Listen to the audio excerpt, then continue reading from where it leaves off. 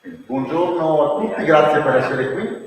Oggi parliamo appunto del futuro delle politiche di sviluppo rurale dell'Unione Europea e il Green Deal. Lo faremo attraverso un'importante tavola rotonda dove con importanti interventi tecnici. Darei subito però la parola uno dei grandi sostenitori di questa Fiera Festa delle Foreste, seconda edizione, che ci sostiene e che ci ospita in questo momento qui in questa bellissima struttura ristrutturata dell'hangar di Calsidio. La parola ad Alberto Negro, commissario straordinario di Veneto Agricoltura. Grazie, è un piacere, è un onore. È veramente un grande piacere essere qui oggi, ospitarvi in questa nuova struttura dell'hangar che Veneto Agricoltura con la Regione Veneto ha voluto ristrutturare e darle anche un orientamento un po', diciamo, più confacente ai tempi rispetto a quello per cui era stato inizialmente costruito. Oggi parleremo di un tema molto importante che riguarda e riguarderà tutti noi. Non parliamo solo dell'agricoltura, non parliamo solo del primario, dobbiamo parlare in questi termini del Green Deal e delle sfide che la nuova Commissione Europea ha lanciato riguarderanno assolutamente tutto noi. Io mi sono preparato una brevissima premessa prima di arrivare al tema di Veneto Agricoltura.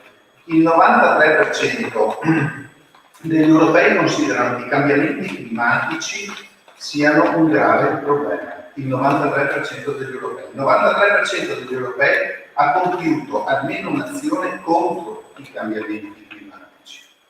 Il 73% degli europei ritiene che l'azione contro i cambiamenti climatici creerà innovazione. Quindi c'è un fortissimo sentimento che ci arriva da tutti noi, dall'Europa, relativamente al problema dei cambiamenti climatici. Ma che cos'è il Green Deal?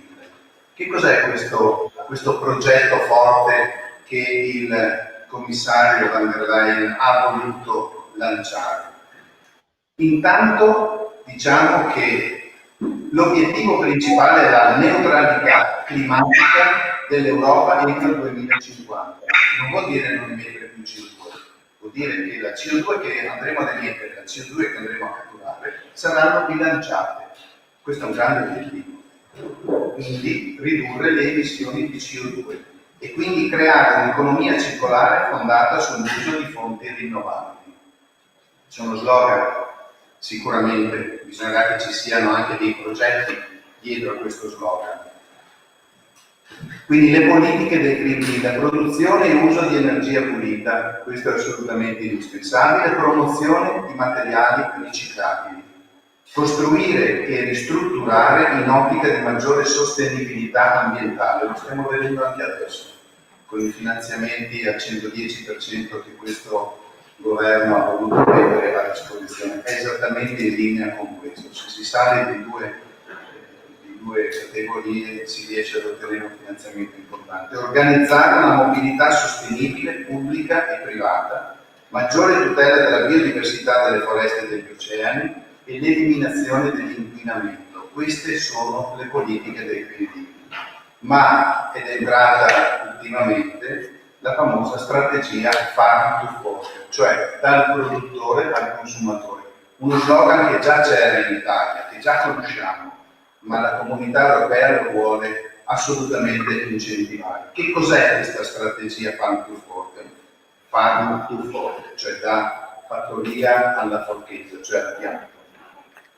Quindi le persone vogliono sentirsi più vicine agli alimenti che consumano, vogliono che siano freschi, meno lavorati e che provengano da fonti sostenibili. Lo vediamo anche con il biologico, nel suo piccolo, nella sua area di competenza. Il biologico sta andando, è andato molto bene durante il periodo del Covid. Le aziende che producevano biologico hanno fatto dei fatturati di vendita incredibilmente importanti. Quindi la strategia dal produttore al consumatore al centro del Green Deal affronta in modo globale le sfide poste dal conseguimento di sistemi di filiera alimentare sostenibile, cioè dobbiamo guardare tutta la filiera, non solo chi produce la materia prima, ma tutta la filiera, che riconoscono legami inscindibili tra le persone sane, le società sane ed un pianeta sano. La filiera alimentare deve avere un impatto neutro o positivo sull'ambiente. Questa è un'altra sfida estremamente importante. Voi sapete che ci sono delle grandi società mondiali che non solo oggi vogliono operare riducendo l'impatto delle emissioni della CO2, ma vogliono recuperare tutta la CO2 che da quando sono nate hanno immesso nell'ambiente. Questo è un altro elemento assolutamente fondamentale.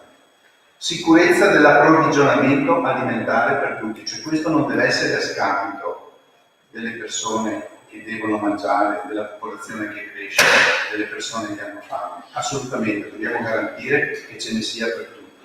Rendimenti economici equi per la catena di approvvigionamento, altro elemento fondamentale. Ne abbiamo parlato questa mattina nel convegno anche con il contributo portato dall'europarlamentare Tony Darè. Si parlava proprio degli aspetti economici, cioè il produttore deve avere un rendimento equo della sua propria attività. Che cosa fa Veneto Agricoltura? Io sono commissario di Veneto Agricoltura e quindi vi ho fatto questa premessa, ma vi devo anche dire che cosa pensa di fare Veneto Agricoltura. Per noi la sostenibilità, la mission di Veneto Agricoltura è che la sostenibilità deve essere il motore della crescita delle organizzazioni e delle attività. È imprescindibile, ok? La sostenibilità. Il punto di riferimento per lo sviluppo del programma triennale 21-23 dell'Agenzia, che la prossima settimana presenteremo ai portatori di interesse e che entro fine settembre io firmerò e manderò in consiglio e in giunta per l'approvazione finale, avrà tutto un progetto, sarà strutturato il nostro programma triennale basandosi esclusivamente sulla sostenibilità come motore di crescita dell'organizzazione e delle nostre attività. Sarà un programma triennale fondamentale per Veneto Agricoltura. Ogni progetto e ogni attività avrà un collegamento agli obiettivi dell'Agenda 2030, l'agenda quella dell'ONU, e dal Green Deal del 2050. Ogni attività, ogni progetto che noi porteremo avanti dovrà avere un collegamento. Avremo, è già stato identificato, Sustainability Manager, quindi una nuova figura da oggi presente in Veneto Agricoltura, con il compito di orientare l'agenzia verso un cambiamento anche nelle attività ordinarie e quotidiane. Sarà la persona che avrà il cruscotto davanti delle nostre attività, dei nostri progetti. Noi andiamo dal settore ittico, dal settore forestale, al settore agricolo, tutti i settori agroalimentare, la certificazione, eccetera. E quindi avrà davanti il cruscotto per tenere sotto controllo che il progetto porti a casa i propri obiettivi in funzione di quelli che sono gli obiettivi dell'ONU del 2030 e in funzione di quelli che saranno gli obiettivi del Green Deal del 2050. Questo è quello che farà Veneto Agricoltura, questo è quello che io e la mia squadra abbiamo costruito. È un impegno molto forte, è un impegno anche in termini di risorse e di tempo, innovativo, ma per noi è assolutamente ritenuto, assolutamente indispensabile. Quindi questo convegno, quello che parte oggi, per me è molto importante per far capire noi che siamo un braccio operativo della Regione Veneto, siamo un ente strumentale economico della Regione Veneto, come noi vogliamo essere presenti. La Regione Veneto ha definito il progetto Veneto Sostenibile, Veneto Agricoltura ha definito il progetto Veneto Agricoltura Sostenibile, che è all'interno del progetto Veneto Sostenibile. Quindi tutti insieme, ognuno per la propria parte, se faremo gli obiettivi che ci siamo posti, lasceremo ai nostri ragazzi un mondo certamente migliore di quello che noi abbiamo trovato e di quello che noi abbiamo gestito. Grazie a tutti, buona giornata.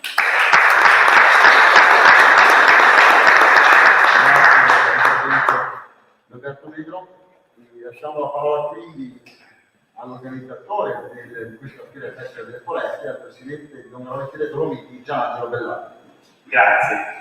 Grazie a tutti di essere presenti, alle autorità, grazie all'onorevole D'Arelli, rappresentante del Parlamento Europeo, ma al Presidente della Provincia Roberto Parlì, Sindaco di Longarone, e a tutti gli altri che sono qua presenti.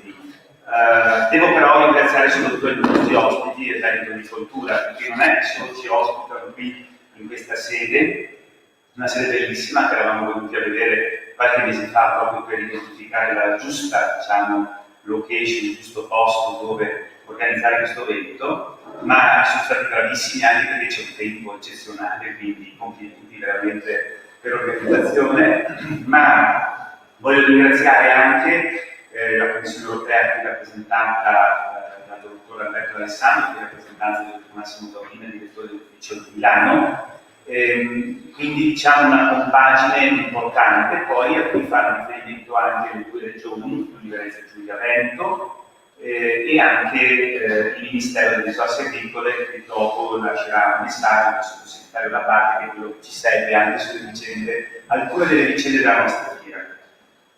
È un evento che a noi fa aprire il cuore, perché sapete il dramma di una fiera quando c'è Covid.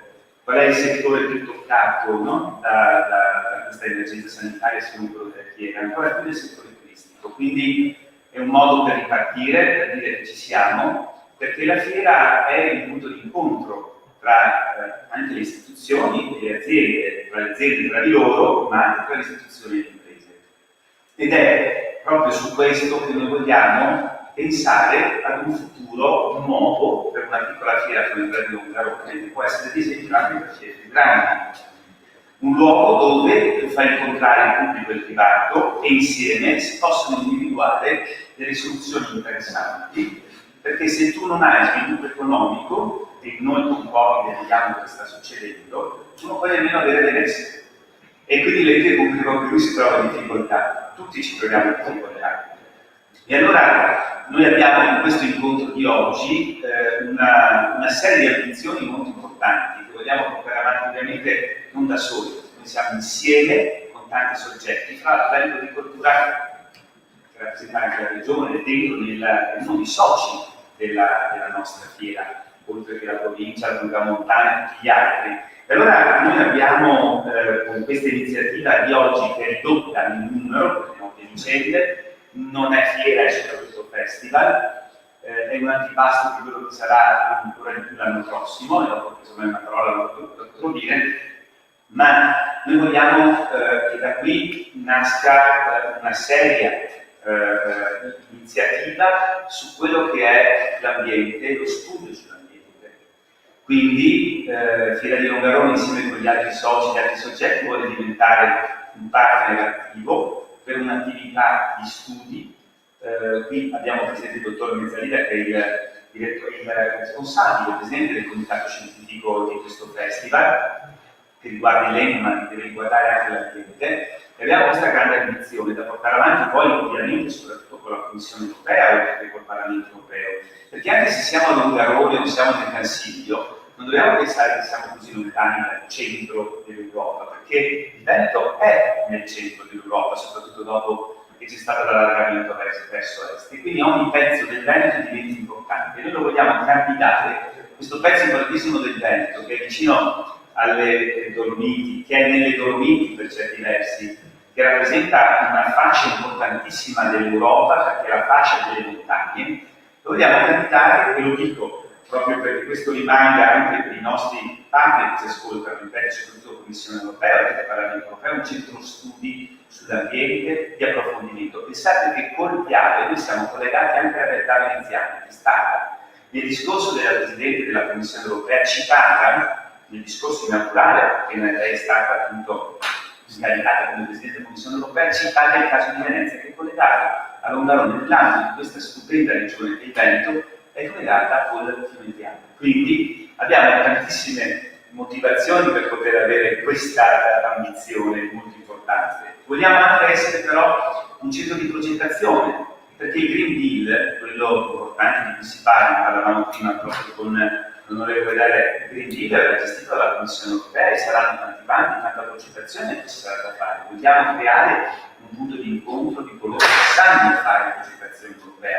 Non vogliamo essere noi a far tutto, ovviamente, però vogliamo stimolare e fare in maniera tale che questa nostra realtà, fra Fiera, Veneto Agricoltura e gli altri soci, possano diventare queste zone stupende un centro di promozione ma anche di progettazione. Segnalo solo che abbiamo presenti in Fiera 3 reti innovative regionali, 3 reti innovative che sanno fare progettazione. Sono un grande know-how che ha questa regione, basta mettere insieme tutti, basta aiutare tutti a fare lavoro di squadra. Questo è il grande obiettivo che noi abbiamo, perché le reti innovative sono il tasto in mano della gente che sa fare progetti. Persone bravissime che sanno lavorare bene, che devono essere maggiormente riconosciute nel ruolo che stanno coprendo e possono attrarre importanti finanziamenti e risorse che in questo momento sono particolarmente importanti per noi. Solo un accenno, questo dicevo era il pasto per l'anno prossimo, la Fiera di Longarone ha acquisito il marchio Bosque Nord-Est, quello di quei grandi macchinari che fanno poi esercitazioni operative pratiche nella natura, in mezzo ai boschi, in mezzo appunto a luoghi come questo, e lo vogliamo fare insieme con le 2 regioni, in particolare appunto Veneto e Venezia Giulia, come punto di incontro, no? Perché il Consiglio ha una parte anche di Venezia Giulia, e l'anno prossimo auspicabilmente finirà anche questa maledetta emergenza sanitaria, finalmente ripartiremo anche con la macchina di Fiera, Foreste e Bosque Nord-Est, che dovrebbero raccogliere anche molte imprese che dovranno venire appunto a far vedere i loro macchinari in queste aree dei governi. Quindi il mio grazie veramente a questo gioco di squadra a tutti quelli che hanno partecipato. Grazie mille.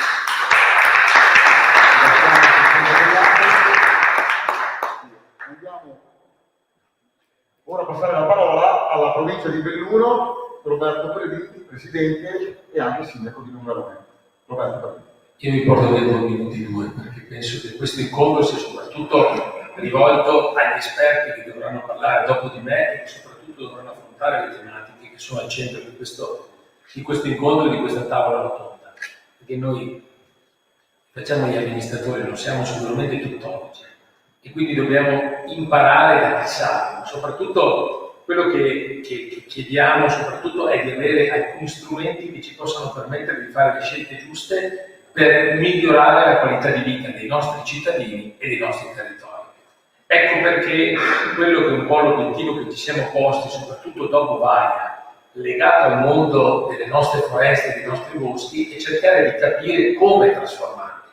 Perché questi boschi di fatto si sono trasformati, perché sono caduti metri cubi infiniti di legname che pian piano le istituzioni attraverso le imprese boschive stanno cercando di portare via e quindi cosa facciamo noi dei nostri boschi nel futuro? Questa è la domanda che io pongo agli esperti che dovranno essere coinvolti in un lavoro di squadra che stiamo portando avanti insieme alla Regione Veneto e ai servizi forestali. Vi saluto il dottor Fregole, che è funzionario della Regione Veneto, che anche lui sicuramente potrà fare la sua parte in questo percorso che per noi è vitale. Cioè, alcuni mi dicono finalmente sono caduti degli alberi, così possiamo rivedere i nostri splendidi prati che sono stati occupati dall'avanzata del bosco. Altri mi dicono di stare attenti che questo porta delle malattie, quindi bisogna stare attenti a quello che sarà il futuro dei nostri boschi. Insomma, ci sono tanti aspetti e che sono sicuramente anche vari nelle località dove ciò si verifica. Ecco, quello che penso sarà il percorso da fare da qui in avanti è cercare di trovare queste soluzioni, perché noi abbiamo bisogno di avere appunto il supporto tecnico per cercare di fare le scelte migliori. Abbiamo un patrimonio straordinario che è rappresentato dalla nostra montagna, dobbiamo avere 2 obiettivi: salvaguardarla, ma soprattutto l'altro, tutelare chi vive nella montagna. Ecco perché noi, lo dico come provincia di Belluno, stiamo cercando di ragionare nel portare avanti qualsiasi tipo di iniziativa che possa permettere ai nostri bellunesi di rimanere in montagna, perché i numeri sono purtroppo estremamente negativi e questo preoccupa un poco, perché la montagna va vissuta da chi la vive, solo loro la possono tutelare e salvaguardare. Se perdiamo queste persone, la situazione futura diventa molto problematica e molto difficile. Quindi l'impegno nostro è anche quello di garantire quei servizi che sono indispensabili a chi vive la montagna di poterla vivere e quindi di conseguenza di poter salvaguardarla. Ovviamente per fare questo c'è bisogno di risorse economiche. Oggi abbiamo degli interlocutori qua importanti, al di là della regione che è l'Europa, la Commissione europea, l'onorevole D'Area, il quale prima abbiamo già affrontato queste tematiche. Penso che sia importante creare un percorso che possa tutelare e salvaguardare la nostra montagna. Io in questo momento ho questo ruolo di Presidente della provincia e quindi cercherò in tutti i modi di portare avanti queste iniziative. Ci stiamo ragionando anche con le risorse dei fondi dei comuni di confine, che sono delle risorse importanti, quindi dovremmo cercare anche in quel modo di utilizzare al meglio. Questo penso che sia un po' l'obiettivo più locale che ampio, perché forse è il tema di questo incontro, però guardando il locale noi dobbiamo cercare appunto di trovare questi strumenti che per noi sono indispensabili. E con queste parole io ringrazio ancora Veneto Agricoltura che qui ci ospita in questa bellissima, originale, suggestiva location. Vi auguro un buon convegno e soprattutto un grazie a coloro i quali interverranno dopo di noi e che sicuramente porteranno dei contributi concreti più tecnici e sicuramente più importanti. Grazie a tutti e buona giornata.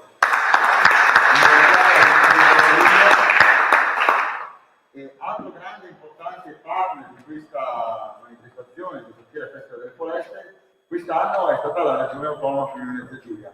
Abbiamo qui per un saluto in rappresentanza Rinaldo Comino, PO del Servizio Forestale della Regione Autonoma Friuli Venezia Giulia. Allora, buongiorno a tutti, grazie al dottor Bellardi dell'organizzazione, dell'invito, soprattutto Tornello, Mezzalina, insomma tutti gli amici della Regione Veneto e di Veneto Agricoltura. Porto il saluto dell'assessore Stefano Zanni, l'assessore all'agricoltura e alle foreste in ambito Consiglio regionale e del mio direttore centrale, il dottor Adolfo Belliga. Noi crediamo assolutamente nel rafforzamento dell'attività tra la Regione Veneto e la Regione Autonoma Friuli Venezia Giulia. Abbiamo qui la TEA, la rappresentanza dell'ufficio forestale di Pordenone, il dottor Luise, e come dicevo prima abbiamo intenzione di sviluppare delle progettualità che interessano da un lato interamente la Regione Autonoma e la Regione Veneto.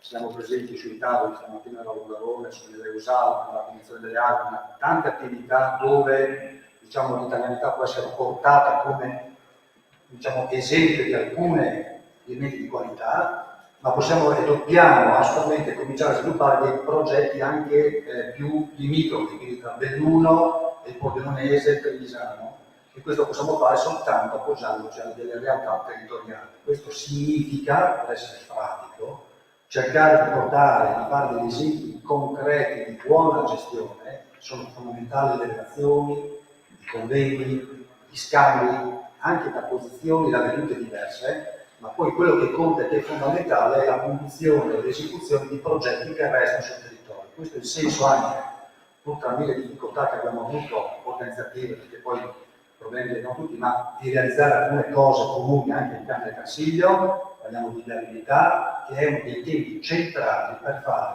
non solo sull'agricoltura, ma anche ambiente, perché il legno è commercio, è materia prima, ma è ambiente, qua è tutto cinque. Grazie. Nuovamente con una sua relazione sul piano tecnico, ovviamente. E parlando di Europa, abbiamo qui un grande rappresentante del territorio in Europa, che è l'europarlamentare Gian Antonio D'Area. Direi cortesemente se vuole dirci due parole e fare un intervento anche lui a questo tavolo. Grazie. Gian Antonio D'Area. Buon pomeriggio a tutti, un grazie naturalmente per l'invito. Sono particolarmente legato a questo territorio perché uno dei primi mesi, quando sono arrivato a consigliere regionale, assieme al mio collega allora Giampaolo Lottacini, siamo venuti a Veneto Agricoltura e abbiamo guardato questa immensa area che era Piedemano Militare, un'area dismessa, dove abbiamo deciso di far sì che quest'area dismessa diventasse un tutt'uno con quello che è il territorio di questo splendido altopiano.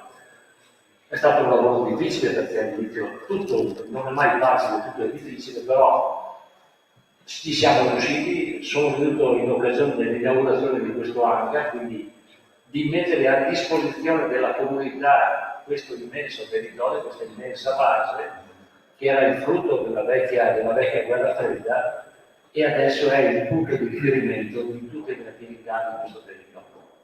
È un territorio praticamente anche difficile, perché ci sono 2 regioni, 3 province, ma forse grazie a questo si è preservato ed è rimasto tale. È compito nostro preservarlo, è compito nostro valorizzarlo, è compito nostro dare sostegno ed economicità agli operatori turistici e gli operatori del territorio che con le varie marche continuano a preservare il territorio. E quindi l'impegno dell'Europa, io ci sono, c'è la regione, c'è lo Stato, c'è la Commissione europea che è il veicolo fondamentale per portare le risorse su questo territorio, perché noi ci è stato regalato dalla Repubblica di Venezia, ci è stato regalato e presentato dalla Repubblica di Venezia, noi eravamo in dovere di consegnarlo come ci è stato regalato in poste, valorizzarlo per quello che è. Quindi il mio impegno in Europa è come è stato quando sono stato in regione, come sono stato quando frequentatore di questi luoghi da sempre, e quindi con la massima collaborazione con tutti gli enti, non solo in Europa, ci sono amici friulani da 3-8 all'Anizi, tra l'altro che è in Commissione Agricoltura, che ci possono dare una mano concreta per portare avanti quelli che sono le istanze del territorio. Quello che io chiedo agli operatori: portate dei progetti e delle progettualità sostenibili, perché noi le porteremo all'interno dell'Europa, le porteremo all'interno dello Stato, all'interno della regione, perché ci sia veramente una valorizzazione di questo immenso patrimonio, che in questo momento non può essere lasciato, diciamo, non possiamo lasciare gli operatori soli, li dobbiamo aiutare assieme a Veneto Agricoltura, partner importantissimo di questo territorio. Quindi noi ci siamo, sempre a disposizione. Io vi devo lasciare perché ci sono le elezioni regionali e quindi siamo un po' presi con le varie cose, però noi ci siamo, perché effettivamente quando si arriva qua ci si libera l'anima e siamo veramente innamorati di questo straordinario territorio.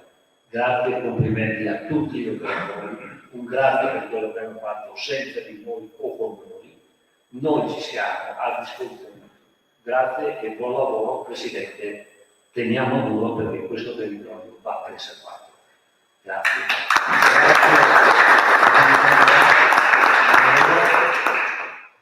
E ora passiamo a far intervenire, ecco, online interverrà appunto la dottoressa Laura Ambrosino, quale responsabile media e comunicazione della rappresentanza in Italia della Commissione Europea, ufficio regionale di Milano. Cerchiamo di dargli adesso, ecco, Laura dovrebbe attivare il microfono, benissimo, perfetto. Eccomi qua, buon pomeriggio, spero che mi sentiate e che mi vediate. Innanzitutto vorrei ringraziarvi per questo importante per noi come persone che presento leggermente, quindi anche per una grande opportunità. Il Ministero dell'Interno ha presentato molto bene vari elementi, quindi mi permetto di ricordare, che il prossimo 16 settembre il Presidente della Commissione Europea pronuncerà il discorso sullo Stato dell'Unione, ossia farà il punto di quello che è successo in questi mesi e presenterà le priorità per l'anno a venire. Il motivo per cui menziono il discorso sullo Stato dell'Unione è perché le priorità che sono state stabilite all'inizio del mandato rimangono le stesse. Sono le priorità fondamentali per affrontare per rilanciare l'economia europea e per costruire un'Europa che sia più sostenibile e equa. E naturalmente le iniziative della Commissione europea restano la strategia di e di Green. Al centro del Green è la strategia con le già mencionate per il consumatore e le strategie per la biodiversità. Voglio solo menzionare un elemento che è estremamente, quando si parla di agricola come motore fondamentale non bisogna dimenticare che la sostenibilità non è solo una sostenibilità ambientale, non è solo una sostenibilità economica, ma anche una sostenibilità sociale. Questi tre elementi devono sempre andare insieme, non deve essere mai lasciato indietro. Concludo questo intervento molto breve perché voglio lasciare la parola al mio collega generale agricoltura Riccardo per le prospettive politiche potrà entrare più nel dettaglio sulle aspetti più tecnici del Green Deal e della politica dal produttore al consumatore. Grazie. Sì, c'è stato qualche problema col microfono, ti abbiamo fatto scrivere se potevi avvicinarti un attimo. Mi dispiace, posso riassumere brevemente? Sì, dai, volentieri. Scusatemi, allora, quello che dicevo era che ricordo che il 16 settembre il Presidente della Commissione europea ha pronunciato il dell'Unione. Il motivo per cui menziono questo è perché il commissario straordinario della Regione Veneto ha già parlato nel dettaglio del Green Deal e voglio quindi ricordare che anche il 16 settembre, quando il Presidente della Commissione farà un punto che è successo l'anno passato e presenterà le priorità che vanno a venire, menzionerà ancora una volta il Green Deal, che è l'iniziativa faro della Commissione insieme alla strategia digitale. Quello che ho menzionato è che fondamentale è ricordarsi che quando si parla di politica agricola e quindi si parla di uno sviluppo sostenibile, si deve ricordare che la sostenibilità non è solo una sostenibilità ambientale, ma deve essere anche una sostenibilità economica e soprattutto sociale. Nessuno deve essere lasciato indietro. I tre aspetti di sviluppo sostenibile devono sempre andare a braccetto. E lascio brevemente, molto rapidamente, la parola a Riccardo Ramon, vice capo unità alla Direzione Generale Agricoltura a Bruxelles, per le prospettive politiche, che vi spiegherà più nel dettaglio tutti gli elementi che sono collegati alla strategia dal pubblico al consumatore e all'università. Spero che questa volta mi abbiate sentito. Abbastanza, meglio. Grazie Laura. Grazie. La parola ora a Riccardo Ramon dalla Spagna.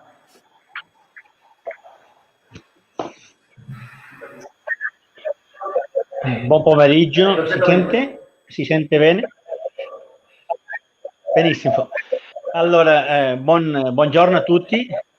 Infatti parlo da Bruxelles, dove purtroppo a causa della situazione del Covid-19 quelli che lavoriamo alla Commissione europea non possiamo spostarci e dobbiamo fare gli interventi in questo modo.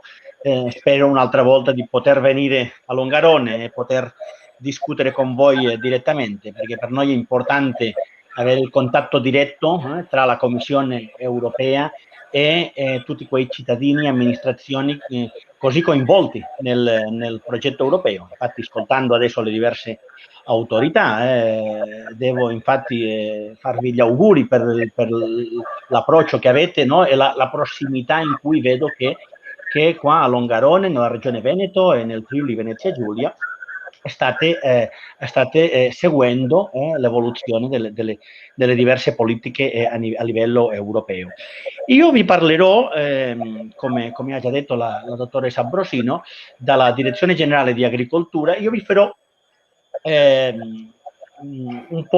un'analisi un po' più tecnica e dettaglio su un aspetto molto importante, secondo me, per voi, che è il Green Deal, ma visto da quello che riguarda le politiche agrarie e lo sviluppo rurale, e anche dopo svilupperò un po' più in dettaglio alcuni aspetti un po' su questo, sulle implicazioni anche un po' più pratiche a livello di bilancio e a livello di calendario, che secondo me immagino che vi interessa. Se ci fosse qualche dubbio, anche qualche parola che non si capisce bene del mio italiano con accento spagnolo, dopo potete fare le domande e non c'è problema e cercherò di risponderle. Il Green Deal, si è detto già di un modo chiaro, è una strategia di crescita verde in cui la Commissione europea già da un anno fa, quando ha cominciato questo mandato con la Presidente von der Leyen, ha fissato già che la crescita europea che ci sarà nei prossimi anni dovrà essere verde. Dopo è arrivato questa drammatica situazione che abbiamo vissuto tutti dal Covid-19, che infatti anche ha generato un dibattito europeo, no? Qual è il modo dopo tutta la crisi economica che ci rilascia questo virus, qual è il modo migliore di uscire di questa crisi e sviluppare una nuova economia, una nuova crescita in Europa. E c'è stato un consenso chiaro sull'idea che la crescita, la uscita che viene dopo questa crisi sarà verde. Questo senso è importante, che a volte c'è questa dicotomia sull'economia e la sostenibilità, no? E a volte pensiamo ancora tante volte, no? In quei termini del secolo XX, no? In cui essere più ambientali voleva automaticamente avere più costi. Ormai, grazie alle nuove tecnologie, grazie agli investimenti che stiamo facendo tutti negli sviluppi tecnici, questo trade-off, che diciamo qua in inglese, no? Questo paradosso, questa difficoltà non è più come era tanti anni fa. E questo è importante, perché questo ci porta al cuore della discussione nel settore agricola, no? E anche forestale. Dobbiamo essere capaci nei prossimi anni di produrre e di produrre di più, ma allo stesso tempo di farlo di un modo più sostenibile, con meno inquinamento e anche facendo un contributo da questi settori a questa grande sfida che è il cambiamento climatico. In questo senso il Green Deal è un progetto molto grande, molto generale, che si sta adesso mettendo in pratica su diverse strategie. Insomma, si è parlato già della strategia Farm to Fork, che noi abbiamo lavorato con molto dettaglio.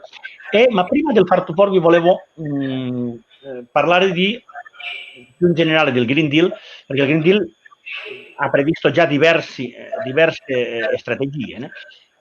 Quella prima e più centrale ovviamente è tutta la strategia per il cambiamento climatico. Abbiamo annunciato il patto climatico e anche nelle prossime settimane usciranno diverse proposte per tutto quello che riguarda, no? Come arrivare a questa riduzione delle emissioni e questo obiettivo così ambizioso della neutralità climatica nel 2050. Tutto questo si sta sviluppando, uscirà anche nelle prossime settimane.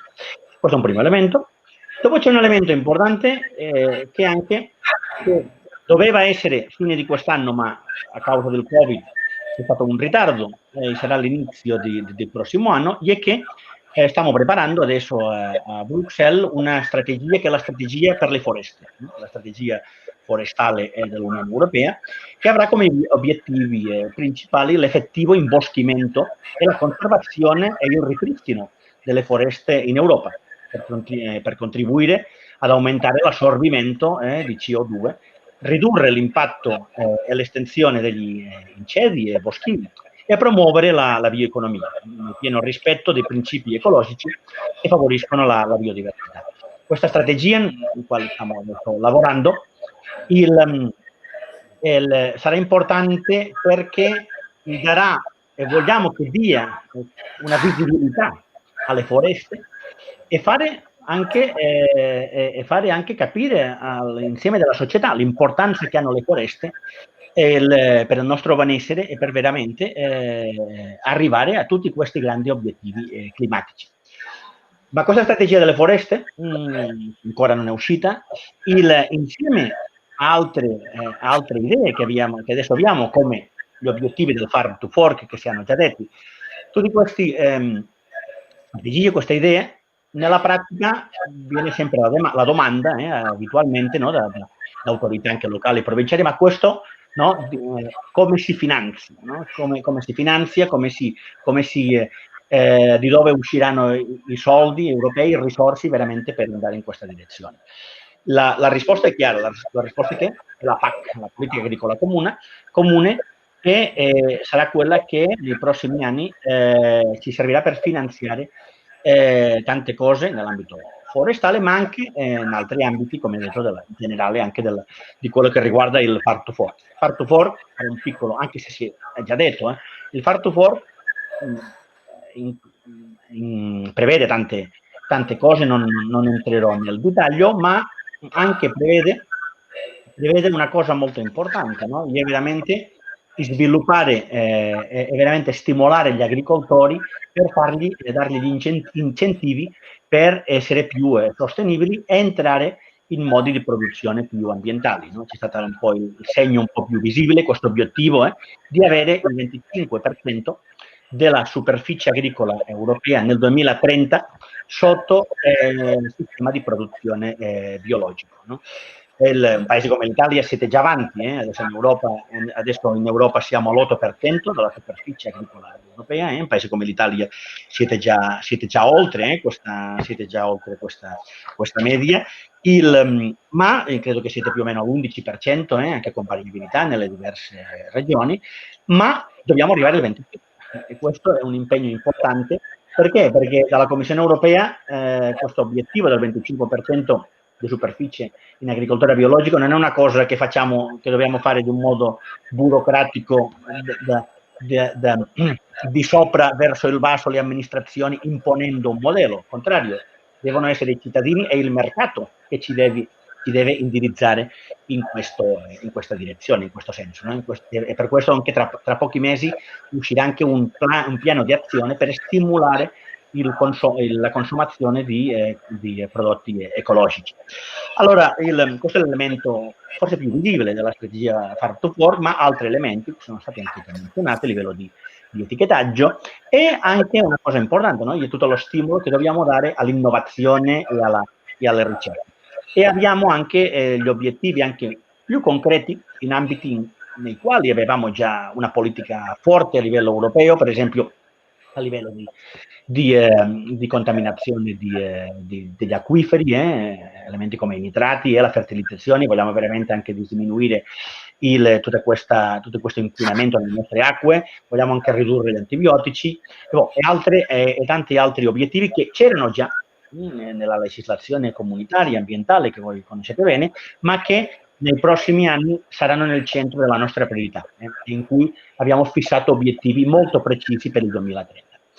Detto questo, ho detto, no, alla fine tutto questo sempre, quando parliamo di come mettere in pratica, come finanziare, tutti finiamo sempre a parlare della PAC. Alla fine la PAC continua a essere la politica europea principale e è importante anche vedere paesi come l'Italia che veramente sostengono e che cercano anche di continuare ad avere una politica agricola forte. La politica agricola, la nuova politica agricola comune, noi la Commissione l'avevamo già fatto una proposta, che adesso una proposta 2 anni fa, una proposta per quello che sarà il quadro che regolerà la politica agricola comune, entrambi quello che chiamiamo i pagamenti diretti, i sostegni diretti di ogni anno agli agricoltori e anche lo sviluppo rurale che voi conoscete bene, che gestite voi le regioni, cofinanziato Unione Europea e Stato o regioni. Tutto questo entra in un nuovo regolamento che chiamiamo il regolamento del piano strategico della PAC, perché nel futuro infatti i 2 pilastri entreranno insieme e saranno più coordinati in una strategia comune per ogni paese. Ovviamente dentro di ogni paese, come l'Italia, no? Ci sarà la flessibilità dove ogni autorità competente avrà le sue competenze. No? In paesi come l'Italia lo sviluppo rurale continua a essere gestito per le regioni, come in Spagna, come in Francia, come in Germania, ma tutti i diversi interventi saranno anche gestiti sotto questa formulazione del piano strategico nazionale. È importante dire che questi piani secondo la nostra proposta, dovevano cominciare il 2021, infatti mancano 3 mesi per il 2021 e chiaramente non siamo pronti, c'è stato c'è un ritardo a livello temporale. Noi abbiamo fatto la proposta, ma ci sono state le elezioni nel Parlamento europeo, anche le discussioni politiche non sono finite e noi speriamo che a ottobre il Consiglio dei Ministri, che adesso la presidenza tedesca sta facendo sta facendo molto progresso e speriamo che in ottobre il Consiglio dei Ministri arrivi a un accordo e anche il Parlamento europeo possa finire i lavori nei prossimi mesi. E in parallelo a questo c'è quello che chiamiamo la transizione, in cui ci sarà almeno un anno di transizione, forse anche 2, per garantire che questi nuovi piani strategici e questi nuovi fondi arrivino sul territorio. Qua la cosa più importante e più rilevante per voi, e sapete che il passato 21 luglio, c'è stato l'accordo tra i capi di governo. Per noi è stato il momento anche più importante per sbloccare, no, e per garantire che questa nuova PAC veramente sarà realtà. Adesso possiamo già dire con sincerità, no, che questa PAC nei prossimi mesi dovrà essere finita, e anche, molto importante, con un bilancio forte. Infatti l'accordo finale che hanno avuto i capi di governo, e infatti ha garantito, nel caso concreto dello sviluppo rurale, una quantità di 87 miliardi di euro, in cui c'è, a proposito, infatti c'è stato anche un pacchetto concreto per l'Italia di 500 milioni di euro in più. E una cosa importante è che, a causa della crisi che ha generato il Covid, c'è questo nuovo piano, il Next Generation EU, dove c'è una dotazione particolare di 8,2 miliardi di euro per lo sviluppo rurale, per i territori europei. Questo è importante perché questi 8,2 miliardi di euro non erano previsti 2 anni fa, e sono stati previsti veramente per garantire uno sviluppo dei territori rurali come il vostro. Questi 8 miliardi adesso, nel testo che hanno accordato i capi di governo, deve essere diviso tra 2022 e 2023, ma tutto questo ancora non è, le annualità non sono ancora fissate. Infatti ci sono probabilità anche che ci sia anche che questi soldi arrivino prima. Infatti c'è una volontà chiara dalla Commissione europea di fare quello che chiamiamo il front loading. La situazione economica è così critica in paesi come l'Italia, come la Spagna, e tanti paesi europei hanno bisogno dei soldi europei il più presto possibile, e infatti dalla Commissione europea cercheremo che questi soldi, anche quelli dello sviluppo rurale, arrivino quanto più presto possibile alle amministrazioni competenti. Detto questo, sulla parte finanziaria, allora i soldi, diciamo, la regola generale dei soldi, fortunatamente, e pensiamo che infatti nella Commissione europea siamo molto soddisfatti sulla conclusione di questi negoziati finanziari, perché ci permettono di avere e dare per i territori europei rurali e per gli agricoltori europei una garanzia di un sostegno forte di adesso fino al 2027. E questo è importante, perché in un momento come quello di adesso, con instabilità, con tante incertezze, è importante sapere quale sarà il nostro, sapere che questo settore avrà un sostegno stabile fino al 2027. Allora, io volevo finire qua il mio intervento, ma anche con un ultimo aspetto concreto, e che credo che ci interessa a quelli che sono più coinvolti nella gestione pratica delle politiche agricole, dello sviluppo rurale, è come si collega, no? Come si collega tutto quello che hai detto del Green Deal, no? Anche con la PAC, con questi piani strategici. Allora, perché noi abbiamo fatto una proposta, abbiamo disegnato, abbiamo concepito idee 2 anni fa, ma adesso il Green Deal, il Covid, tutte queste nuove realtà ci portano in un indirizzo molto più ambizioso a livello di sostenibilità. Allora, la Commissione europea, quello che anche abbiamo deciso 3 mesi fa, a maggio del 2020, insieme alla pubblicazione del Farm to Fork, e anche 2 idee importanti. Una è che potremo anche fare aggiustamenti a quella proposta che abbiamo fatto 2 anni fa, e ci sono aspetti che noi 2 anni fa avevamo già messo, erano già nella nostra proposta, stanno già sul tavolo dei negoziati, ma che adesso pensiamo che sono molto più importanti e che bisogna dargli più visibilità. E questo è il caso di quello che chiamiamo in inglese gli eco schemes, di sistemi di sostegno ambientale, che è un meccanismo nuovo che abbiamo, nella PAC, nella politica europea. Questo credo che in italiano si chiamano i modelli ecologici, e è un modo di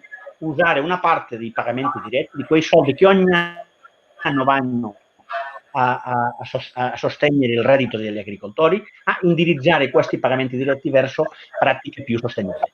Noi pensiamo che questi modelli ecologici dovranno avere un ruolo molto più importante, e che ci dovrà avere un minimo di spesa in ogni paese in questo nuovo sostegno. E questa è una cosa che un elemento molto importante, che adesso anche i ministri questi giorni, infatti il 21 c'è una riunione dei ministri in cui si parlerà di questo soggetto, di quello che chiamiamo la nuova architettura ambientale della nuova PAC. Questa architettura include ovviamente misure che c'erano già e che voi conoscete bene, no? Come sono le misure per il sogno alla forestazione, e anche tutte quelle misure per aiutare alle autorità nazionali o regionali anche nella prevenzione degli incendi nei boschi. Tutte queste misure sono lì e nel nuovo contesto prendono più visibilità. Infatti noi veramente nei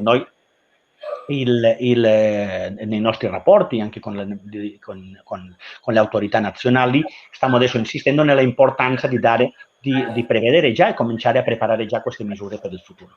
E un ultimo elemento che volevo anche dire, un secondo elemento collegato a questo meccanismo della nuova PAC, è che adesso questi piani strategici sono le autorità nazionali insieme alle regioni che stanno lavorando in questi futuri piani. Noi adesso la Commissione europea anche abbiamo cambiato un po' l'approccio, e nel contesto del Green Deal noi anche ci stiamo collegando con le autorità nazionali, e nei prossimi mesi ci sarà quello che noi chiamiamo il dialogo strutturato e anche le raccomandazioni. Questo vuole dire che nei prossimi mesi noi come Commissione europea anche cercheremo di aiutare i paesi a mostrare un po', secondo noi, qual è la linea che questi piani futuri dovranno avere. Secondo me è importante dalla parte europea cominciare già a indirizzare i piani strategici da una parte in una linea strategica, come indica il nome, ma nell'altra anche per essere capaci di ottenere questi obiettivi che abbiamo nel Green Deal, perché obiettivi come il 25% dell'agricoltura biologica, no?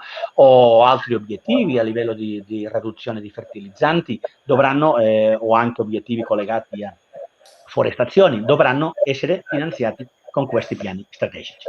E adesso qua finisco la mia intervenzione con un ultimo aspetto che secondo me è importante anche dirlo oggi, è che la Commissione anche nei prossimi mesi uscirà quello che noi chiamiamo la long term vision, la visione nel lungo termine per i territori rurali.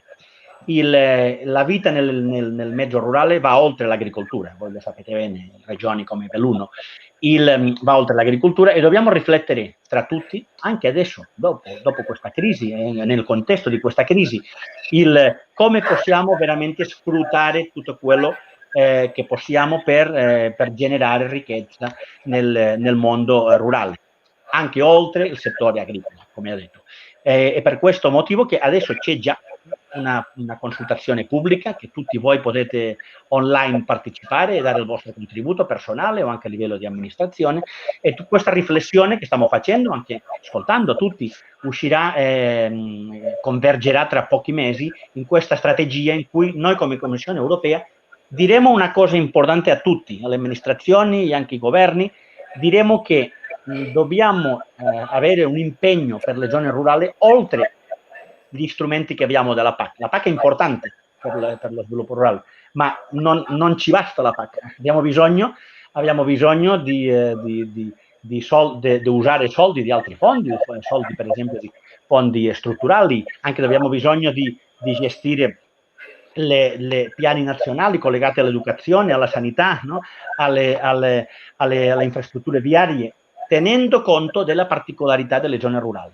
E questo è un aspetto nel cui stiamo riflettendo e che cercheremo di darle visibilità e di mostrare le nostre idee in questa strategia per il lungo termine delle zone rurali.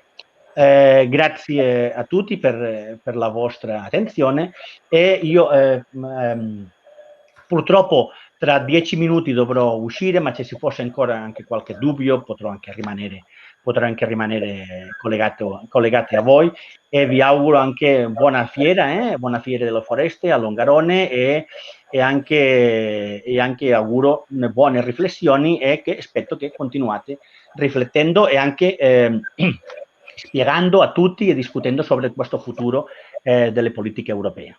Grazie a tutti.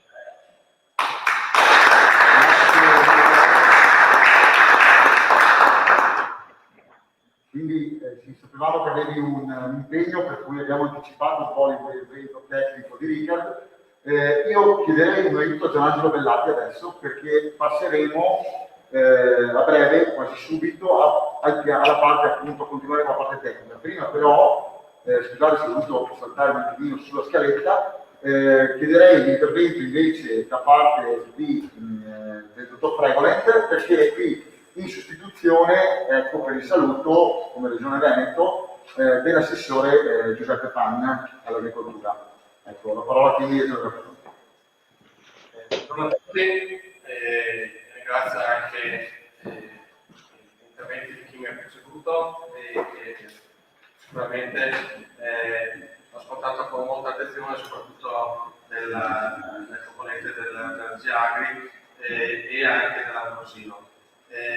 L'assessore Panna scusa di non essere qui oggi presente, però abbiamo visto che già era interesse, già era al centro delle nostre preoccupazioni il sistema dello sviluppo del sistema forestale regionale. Con Vaia non si è reso conto del fatto che esiste il sistema forestale solo la parte, il comparto che si occupa di questi progetti, di queste materie, ma la comunità nazionale e quindi non solo regionale ha capito che c'è un sistema che è un sistema anche produttivo, che è un qualcosa di vivo e che deve essere gestito. In questo il Veneto ha la fortuna di avere un ente strumentale che è rappresentato dalla Agricoltura, che naturalmente fa gestione, fa ricerca, aderisce a progetti ambientali per andare a definire innovazione, quindi abbiamo la fortuna di avere già degli strumenti anche per anticipare quelle che saranno le richieste che proverranno anche dalla nuova politica. Quello che mi sento dire in termini generali è che spero che la sollecitazione o comunque lo stimolo che ha dato all'Ambrosino e quindi di portarlo anche a livello di Commissione Europea è l'aspetto di dire che l'ambiente è importantissimo, però nel momento in cui l'ambiente viene meno della parte della sostenibilità economica e sociale, naturalmente rimane ambiente, rimane sostanzialmente deserto. Noi non possiamo quindi nelle politiche che seguiranno l'attività della prossima programmazione dimenticarci che le nostre montagne, i nostri boschi, le nostre pianure sono un tessuto produttivo e quindi dovremo fare delle politiche che ci permettano di garantire la remunerazione e un reddito a queste imprese nel rispetto naturalmente dell'ambiente o degli stimoli o degli obiettivi che ci verranno posti o che ci sono posti anche dalla FAO. Il Veneto sicuramente non parte con un handicap su questi aspetti, però noi monitoreremo assieme o parteciperemo alle varie attività di sviluppo delle nuove politiche, perché sicuramente non potremo andare a privare di queste attività i nostri territori. Quindi buon lavoro e grazie per chi ha organizzato le attività e speriamo, ripeto, che al di là di Covid, al di là di Vaia l'anno scorso, il terzo anno del Festival delle Foreste sia l'anno effettivo in cui che abbia un'ampia partecipazione e condivisione dei progetti che sono sul tavolo e che si stanno scrivendo. Allora io ringrazio. Sei sempre da Piero Longarone è il nostro sempre supporter. Chiedo anche adesso di arrivare al tavolo per la tavola rotonda Giustino Mezzalina e Renato Comino, e visto che c'è ancora Laura Ambrosino e Riccardo Ramon, dico da subito, approfittando che siete ancora in collegamento, che aspettiamo con ansia il piano strategico per le foreste, perché per noi sarà importantissimo, come tutte le politiche europee che ci sono per il settore agricolo e con la particolare declinazione dell'agricoltura, della zootecnia di montagna, perché noi riteniamo che sia sempre importante la definizione di montagne dell'Unione Europea, ma anche una definizione di politiche ad hoc per le montagne. Forse noi in Italia sentiamo di più il tema perché abbiamo 2/3 del nostro territorio che è coperto da montagne, ma questo è un problema di tanti altri Paesi membri dell'Unione Europea. Quindi noi chiediamo proprio una particolare attenzione, delle disposizioni normative ad hoc per il settore della montagna in tutti i temi che riguardano comunque lo sviluppo economico. Inoltre siamo anche pronti a quella che sarà poi la programmazione che seguirà alla definizione della strategia per le foreste, e siamo consapevoli, ben felici che ci siano degli importanti strumenti finanziari che vengono messi a disposizione. Starà anche a noi di essere così bravi da saperli utilizzare. Allora io, dopo che vi siete seduti, sicuramente Gianluca Regolenta ha già dato degli spunti molto importanti, però abbiamo 2 interventi registrati, perché sempre per questo problema degli spostamenti era difficile avere con noi alcuni funzionari, in questo caso del Parlamento Europeo. Per ora vorrei iniziare con l'intervento del dottor Carlo Corazza, poi i vostri interventi e poi verso la conclusione il dottor Giuseppe Labate, sottosegretario di Stato al Ministero delle Politiche Agricole, che anche lui ci ha mandato un intervento. L'intervento di Carlo Corazza dico chi è Carlo Corazza, è il direttore oggi dell'Ufficio del Parlamento Europeo, sede di Roma, e lui è stato per tanti anni funzionario della Commissione Europea e poi membro del gabinetto del commissario Tajani quando era commissario alle politiche per l'impresa, e appunto oggi direttore dell'Ufficio del Parlamento Europeo a Roma. Quindi gli abbiamo rivolto delle domande che sono andate anche un po' su alcuni dettagli, e vorrei che mandaste un po'. Prima risposta sulla domanda che tira anche da questo. Ringrazio i promotori della Fiera Festival della Foresta e di Longarone Fiera per questa opportunità, sono molto lieto di partecipare. Negli ultimi 6 mesi l'Unione Europea ha cercato di dare una risposta adeguata alla sfida, alle catastrofi che si è verificata con il Covid, e devo dire che il Parlamento Europeo ha avuto un ruolo davvero centrale, già con 2 risoluzioni, una del 17 aprile e una del 15 maggio, ha chiesto chiaramente alla Commissione e al Consiglio di avere un bilancio pluriennale all'altezza delle sfide, un piano per la ripartenza, l'emissione di recovery bond acquistati dalla Banca Centrale Europea e delle risorse proprie. Tutto questo si è concretizzato con l'accordo del 21 luglio dai capi di Stato e di Governo con il Next Generation EU, un accordo molto ambizioso, qui da una parte ci sono 750 miliardi per il piano per la ripartenza e dall'altro c'è un bilancio pluriennale di 1074. L'Italia è il primo beneficiario del Next Generation Euro con 82 miliardi a fondo perduto e 127 miliardi di prestiti a tassi vicino allo zero.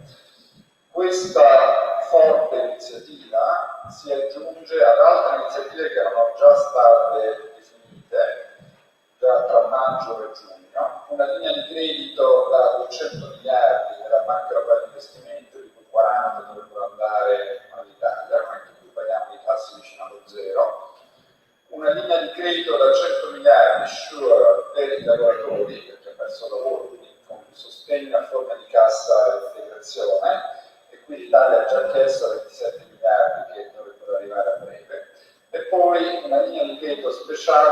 meccanismo europeo di stabilità per le spese sanitarie dirette e indirette. Anche qui l'Italia può chiedere fino a 37 miliardi.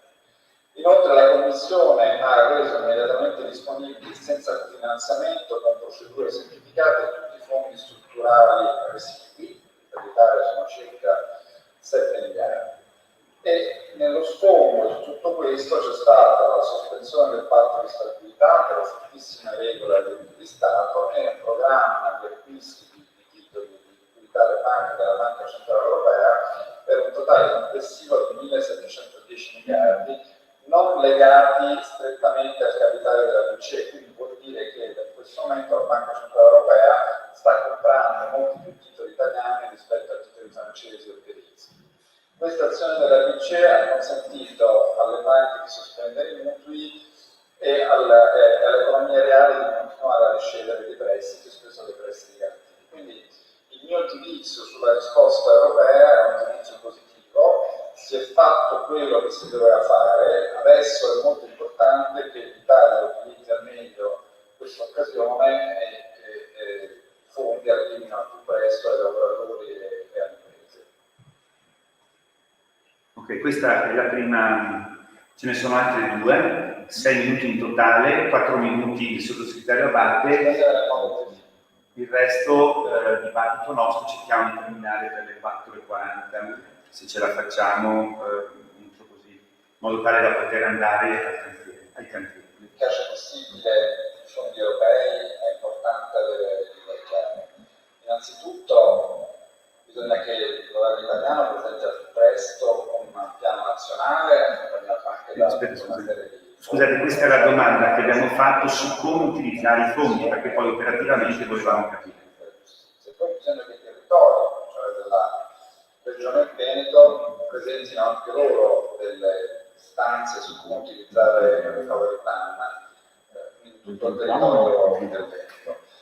Sicuramente i principali sono il rilancio del turismo sostenibile, il turismo ha subito dei danni enormi, poi c'è tutto il tema del Green Deal, della transizione energetica, del digitale, penso anche alla catastrofe che c'è stata nel 2018, nell'ottobre del 2018 con una tempesta che ha battuto migliaia di alberi, anche quel tipo di azione, di investimento, di tutela del territorio sono sicuramente azioni prioritarie che si possono inserire nelle cose. Quindi direi turismo sostenibile, tutela dell'ambiente e del paesaggio, transizione energetica, economia circolare e digitale. Questi sono le assi per far ripartire il Veneto e creare nuova occupazione.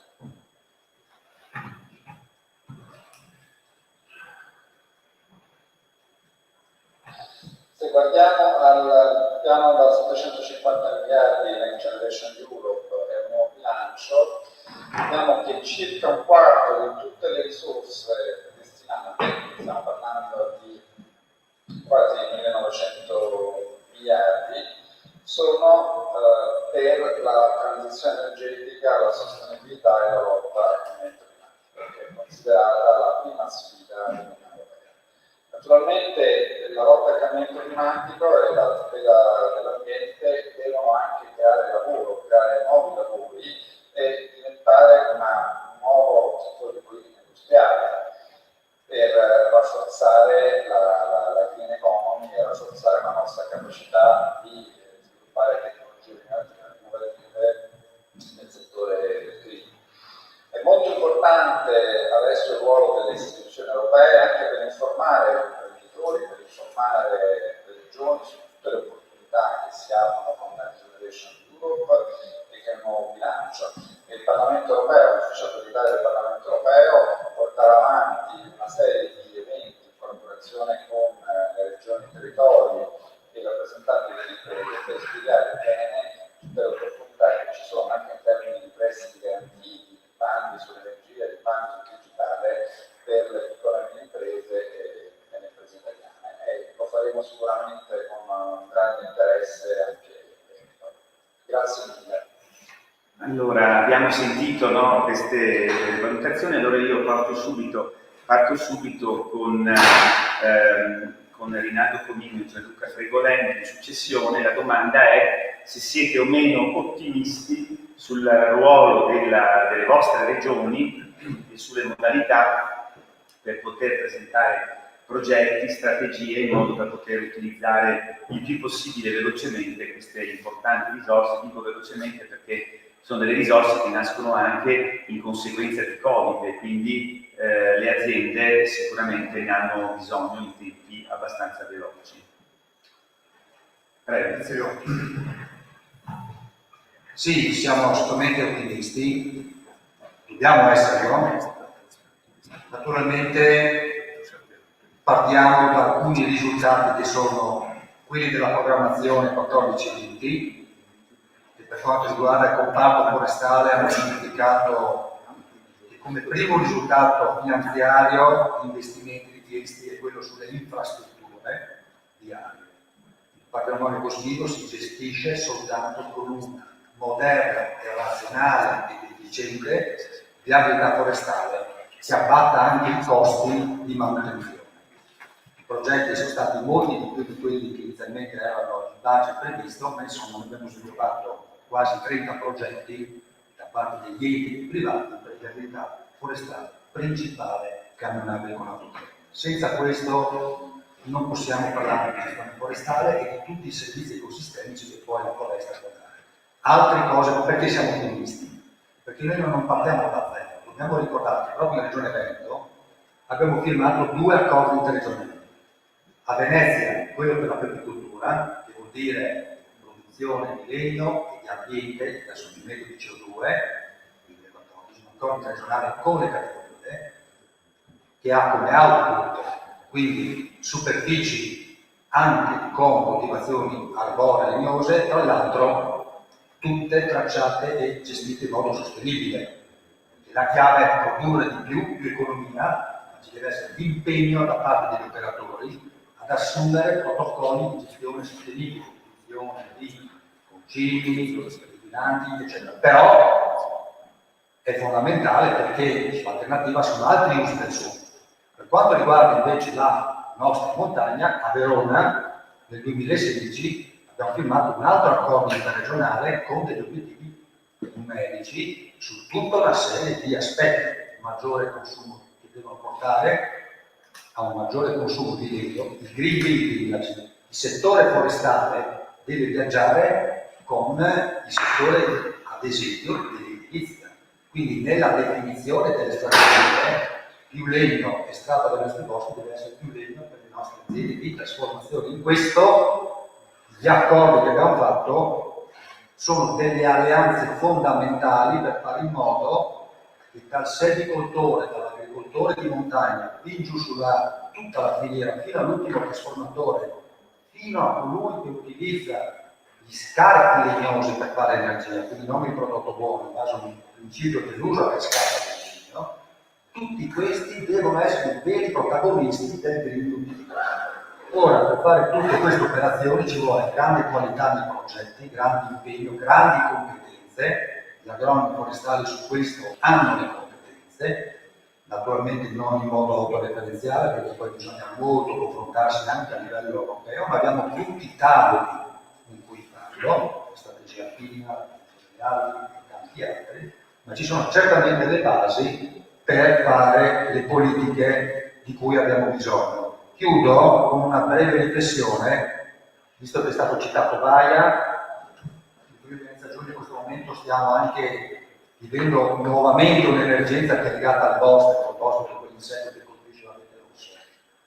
Noi possiamo decidere che cosa fare: o mettiamo spesa corrente per ristorare i danni, oppure accanto a questo, che sicuramente va fatto perché gli operatori e gli enti hanno bisogno di questo, però facciamo anche politiche di investimento.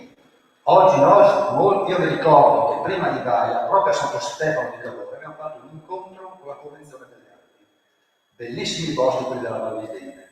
Però se noi li gestiamo questi boschi in modo, attuando tra l'altro una pianificazione che già ci dice differenziazione cronologica dei boschi, non boschi tutti uguali, uniformi, e via, noi saremo a rincorrere i danni. Possiamo giocare d'anticipo, bisogna avere coraggio, buoni progetti, comunicazione mentre però sempre al centro l'economia, anche per fare ambiente e conservazione.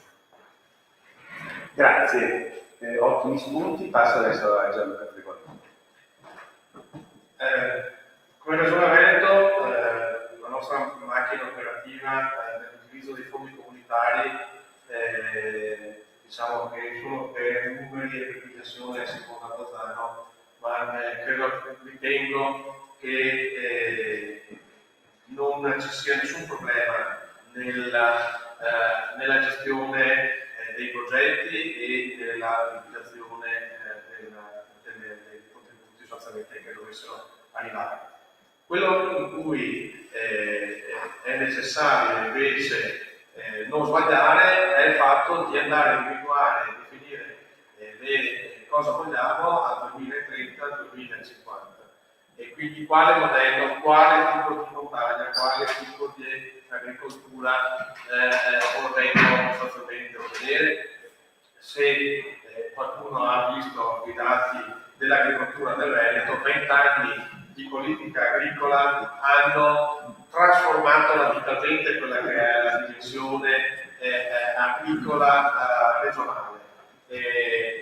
Sta sostanzialmente scomparendo quella che è la zootecnia, la parte invece dell'agricoltura quindi sta andando in crisi e l'agricoltura, forse il modello o forse la dimensione dei 100.000 ettari di vigneto del Veneto magari forse è arrivato al limite superiore, quindi magari dovremo inventare qualcosa di diverso. Quindi quello che ci preoccupa non è tanto la capacità di spendere, la capacità di andare ad avere delle buone idee, ma che queste idee siano condivise col territorio, che garantiscano nella montagna, nella pianura,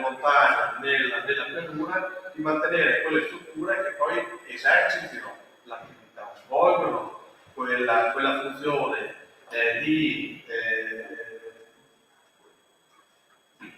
pulizia o comunque di mantenimento, perché se dalla montagna vanno via i boscaioli perché arrivano sostanzialmente perché non hanno convenienza economica, perché i lotti sono piccoli e quindi non li fanno grandi perché non arrivino gli sloveni piuttosto che gli austriaci, e quindi c'è un'azione di non condivisione di un percorso, perché tagliare di più significa anche, se qui abbiamo visto che siete stati in grado di stoccare quello che è il legname fattuto lo stesso in Trentino e a Bolzano, il Veneto varia, quindi il 5% della dimensione del bosco veneto ha messo in evidenza tutti i limiti della nostra struttura forestale, ha messo in evidenza che non avevamo cantieri attrezzati per affrontare tagli importanti.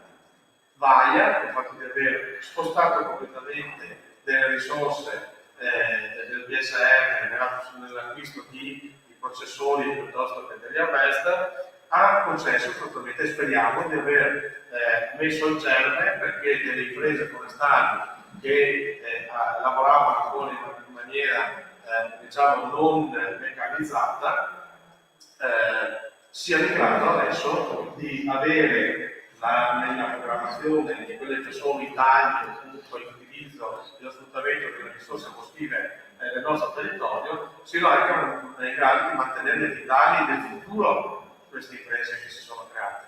Perché questa è la difficoltà in montagna, perché anche il Cassiglio è una bellissima area, ma nel momento in cui io non riesco a valorizzare il latte, non riesco a valorizzare o le strutture di trasformazione mi chiudono, tutto diventa complicato. Perché anche il Cassiglio non può, ad esempio locale, non può vivere solo di quel turismo dei 2 mesi, ma deve vivere e garantire il Veneto particolare. Grazie. Adesso io passerei la parola a Giustino Mezzalira, che a cui chiedo cosa pensa dei collegamenti piano sviluppo rurale, Green Deal e foreste, tema del nostro festival fiera. Ecco qua, no? Sì. Se lo si fa, tranquillo. Grazie.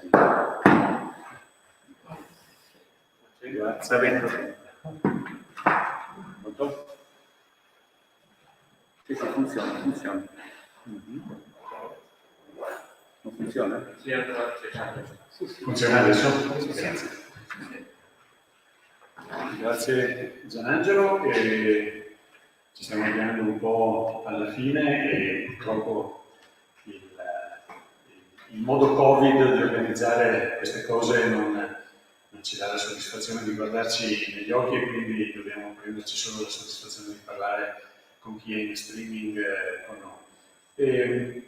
Io oggi sto seguendo questa prima giornata di questa mattina, quindi ho cercato anche di cogliere un po' tutto quello che ci è stato detto. Ho avuto la fortuna, grazie alla fiducia che mi è stata data da Barone Fiere, di la responsabilità di pensare all'architettura di questo festival, grazie al prezioso contributo di un ampio comitato scientifico che mi ha supportato, e abbiamo cercato di mettere insieme tante tematiche. Il Festival delle Foreste nasce, come è già stato ricordato, lo scorso anno come reazione a Vaia, e non poteva che nascere qui, non poteva che nascere nel Bellunese, non poteva che nascere a Longarone Fiere, che è una vera fiera della montagna veneta. L'anno scorso il nostro ragionamento è stato quello da persone esterrefatte, io sono un tecnico forestale, di fronte a tanta devastazione. Nessuno aveva mai visto una cosa di questo genere, nessuno immaginava che avrebbe potuto vedere delle cose di questo genere nella sua vita. Avevamo segnali lontani, di là delle Alpi succedevano strane cose, ma ci sentivamo protetti e dicevamo da noi non succederà. Poi all'improvviso sono state 2 giorni di furia e ci siamo trovati di fronte a uno scenario completamente nuovo. Ecco, quindi quest'anno il tema invece è stato quello della ripartenza, di ricostruire, e quindi un messaggio molto di speranza. Avremmo voluto farlo come si fa normalmente, ci siamo trovati in pieno Covid, l'ha già ricordato Gianluca, augurandoci una terza edizione che finalmente, adesso non so, arrivano le locuste o non so che cosa ci manchi ancora, dicono che stanno avanzando rapidamente. Ecco. E quindi oggi il ragionamento è, di fronte a tutte queste risorse, abbiamo visto chi ci ha parlato dalla Commissione Europea, abbiamo sentito come si sta muovendo il Parlamento, abbiamo visto quello che sono anche i pensieri che si stanno muovendo all'interno del Consiglio Europeo. Sappiamo che arriveranno enormi risorse, e noi però ci è stato anche detto, attenzione, questi soldi non è che vanno a pioggia dappertutto, va bene tutto, presentatevi un po' di progetti. Ci sono dei goal molto molto precisi, sono stati chiaramente individuati, perché ci sono sostanzialmente 3 emergenze che sono arrivate quasi assieme e che devono essere affrontate. Una è quella del cambiamento climatico, è il problema dei problemi, la madre, se vogliamo, di tutti quanti i problemi. Vaia è figlia di questo problema. Oggi ho sentito parlare poco, ma so che nelle politiche europee è l'altra colonna d'Ercole, che è la lotta contro la perdita di biodiversità. Leggevo proprio in questi giorni un report di cosa vuol dire in termini pratici, economici, perdere biodiversità. Non è solo perdere un animaletto in più, non c'è più la rana nella pozzanghera, non vedo più le rondini volare. La diversità dei nostri ecosistemi significa il funzionamento degli ecosistemi, e se tu continui a togliere pezzi da una macchina complessa, non puoi pensare che questa macchina continui a darti gli stessi servizi di prima. E quindi non a caso l'Europa è anche il territorio al mondo dove, al di là delle chiacchiere, delle grandi convenzioni eccetera, si sta facendo di più come soldi messi davvero sul piatto per quanto riguarda la lotta alla biodiversità, alla perdita di biodiversità. E poi è arrivato il Covid, e quindi con il Covid c'è questa spaventosa, in questi giorni ormai siamo tutti d'accordo, peggio del 29, tutti sanno cosa è successo dopo il 29, questa straordinaria tensione sulle strutture sociali ed economiche del nostro continente e dell'intero pianeta.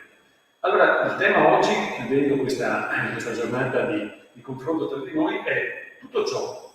Quindi le crisi da un lato, le risorse dall'altro, e in mezzo le foreste. Come ci azzeccano le foreste con tutto questo? E allora volevo lanciarvi solo 2 o 3, siamo un po' drogati ormai, forse in streaming stiamo parlando con qualcun altro, non sono sicuro, però anche le 4 persone che siamo questa sera mi piace lasciare alcuni pensieri che hanno comunque caratterizzato tutta la costruzione del nostro festival, la circa ventina di eventi che abbiamo messo assieme.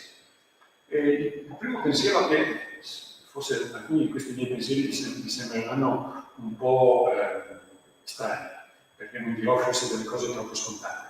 Il primo tema è che normalmente quando noi parliamo di foreste pensiamo che le foreste siano una soluzione e non siano un problema. Diciamo, cambiamento climatico, dobbiamo tirare giù CO2, gli alberi accumulano CO2, quindi tante foreste, tanta passivizzazione. Quindi le foreste le vediamo sempre quando parliamo di mitigazione climatica. Da forestale vi devo dire che secondo me questo ragionamento va bene, però c'è un problema, che le foreste non sono solo una soluzione, ma sono esse stesse un problema. Nel senso che le foreste che noi abbiamo oggi sono le foreste dell'Ottocento, sono le foreste dell'inizio del Novecento, perché le foreste hanno una memoria lunghissima. La foresta del Cansiglio che vedete intorno a voi, la foresta millenaria, è stata pianificata già a partire dall'inizio del Cinquecento, è uno dei luoghi al mondo che ha avuto la più lunga pianificazione, siamo tranquillissimi di governarla in questo modo, ma c'è un problema. È una foresta che gli alberi che vedete adesso spesso sono alberi dell'Ottocento, in condizioni climatiche completamente diverse da quelle attuali e soprattutto in condizioni climatiche completamente diverse da quelle che questa stessa foresta si troverà non al 2050, ma al 2100, al 2150. Quindi, grande tema da recovery fund, grande tema da immensi investimenti. Dobbiamo costruire oggi le foreste del domani.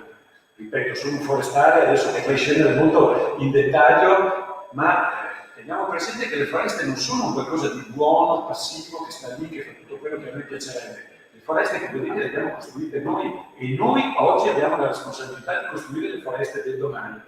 Vi do una banalissima notizia: in questa foresta abbiamo avuto danni da vaia per circa 30.000 ettari, per 30.000 metri cubi di schianti, su qualche centinaio di ettari danneggiati, alcuni gravemente. Noi come agenzia agiremo attivamente con il riboschimento su tutti gli ettari danneggiati, perché prendiamo la straordinaria occasione dataci da vaia per cominciare a mettere le risorse genetiche che saranno adatte alla foresta del Cansiglio del 2100, perché oggi possiamo piantare la foresta del Cansiglio del 2100.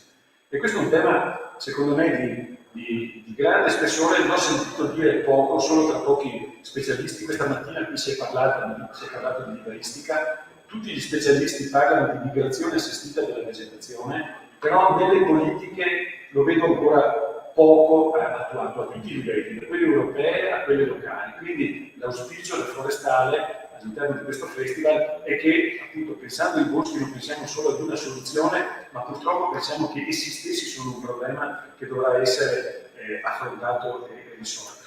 E secondariamente le foreste che abbiamo adesso sono foreste che sono state plasmate quando le foreste dovevano dare legno.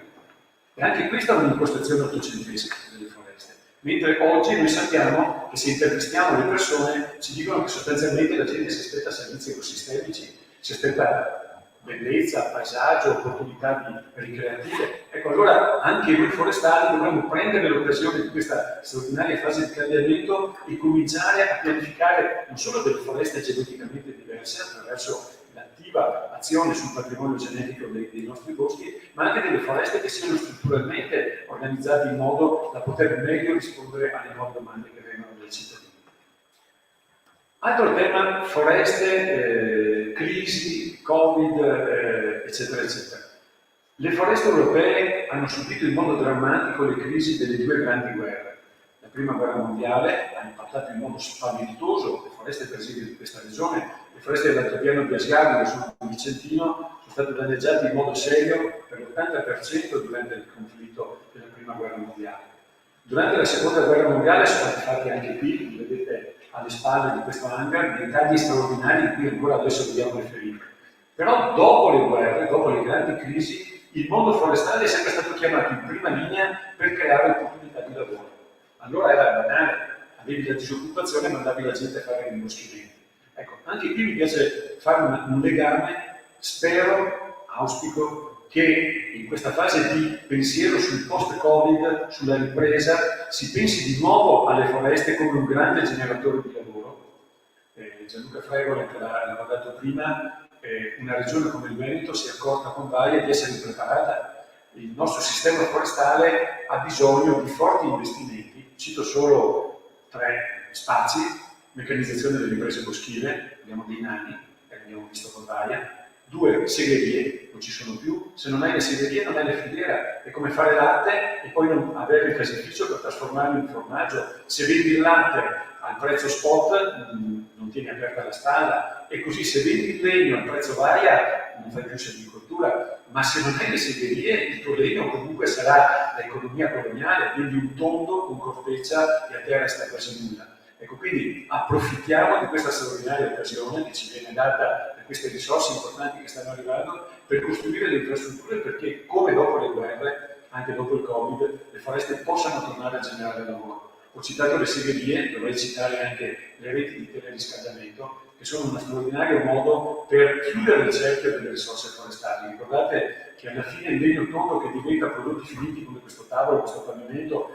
questi box, tutto fatto fra l'altro in filiera cortissima, questo è tutto fatto di questa foresta, sono una piccola parte del legname che viene prodotto di alto pregio. Gran parte del legno delle foreste di questa regione è legno a destinazione energetica, e quindi dobbiamo pensare anche alle infrastrutture energetiche che si chiamano reti di riscaldamento, che sono il modo più razionale per valorizzare il potere energetico delle foreste. E un terzo concetto che è venuto fuori, e chiudo, è stato quello, l'abbiamo sentito anche prima più volte dal funzionario della Commissione, che ha detto l'Europa, anche attraverso il PSR, vorrà vedere nuove foreste, vorrà vedere... Ecco, attenzione, queste cose vanno coniugate, perché se un discorso di questo genere veniamo a farlo in provincia di Belluno, dove invece dobbiamo dire bosco fermati, anzi se poi torna indietro, ridammi spazio, ridammi maglie, allora dov'è che mancano gli alberi? Non è una realtà come quella veneta che gli alberi manchino nelle nostre montagne. Per fortuna abbiamo delle montagne che sono ottimamente dotate di manto forestale, ma quello che è completamente vuoto di alberi è quello che sta davanti a noi, e non era così 50 anni fa, 60 anni fa, quando la nostra pianura era un'immensa foresta diffusa.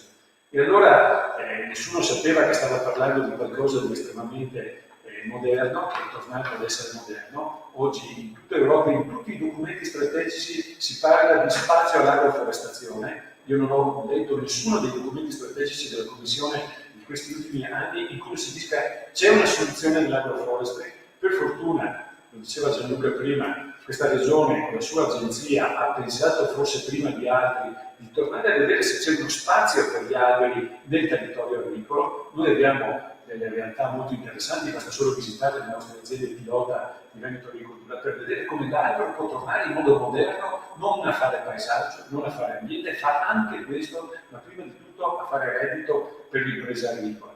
Proprio l'anno prossimo l'Italia ospiterà la quinta conferenza europea di agroforestazione, e la parola chiave è proprio questa: l'agroforestazione insieme alla forestazione fa parte di una strategia che riporta alberi, non necessariamente foreste, nel nostro territorio. Noi adesso siamo di fronte a un compito importantissimo, quello di scrivere come regione, come Stato, come regione, il nostro prossimo piano di sviluppo rurale. Penso che il nostro piano di sviluppo rurale, sento parlarne molto anche all'interno del mondo agricolo, che questa mattina c'erano i vertici di Confagricoltura locale, i condiretti, eccetera, eccetera. C'è una nuova attenzione del mondo agricolo per quella che è la parte forestale, perché in fondo il mondo primario è unitario. Quindi penso proprio che siamo pronti per la prossima programmazione a cogliere tutti questi ragionamenti e a usare quindi le grandi risorse che vengono messe a disposizione per la ripresa per costruire un sistema forestale più resiliente dal punto di vista ecologico, l'aspetto genetico, più resiliente dal punto di vista economico, i grandi investimenti, e alla fine adatto a creare, dopo tutte le grandi crisi, nuove opportunità di lavoro. Questi sono un po' i miei pensieri per oggi, e vi lascio, mi piacerebbe discutere, ma oggi è frontale il dialogo, ma spero che questi ragionamenti creino e suscitino tra di noi anche un certo dibattito. Grazie. Giustino, rispetto ai progetti mi permetto solo di dire una cosa. Per 1000 motivi, perché la macchina regionale sulla macchina che non sui bracci operativi. Quello che spero di riuscire è di dargli una o più soddisfazioni, perché quelle poche volte che ci siamo parlati vi ha presentato un bel know-how che abbiamo già avuto come Regione Veneto, come Veneto di Cultura e come per il sistema ripeto, di risparmio delle emissioni di CO2 e quindi di sostituzione delle operazioni della natura con la buttatura, e quindi stiamo già proponendo un ecoschema che si fondi sostanzialmente su questa tecnica, quindi di andare sostanzialmente a sostituire gli altri con dei ripper e non delle schede. E dall'altra parte, se prima diceva il collega del rappresentante europeo a Roma per il Recovery Fund, se come Regione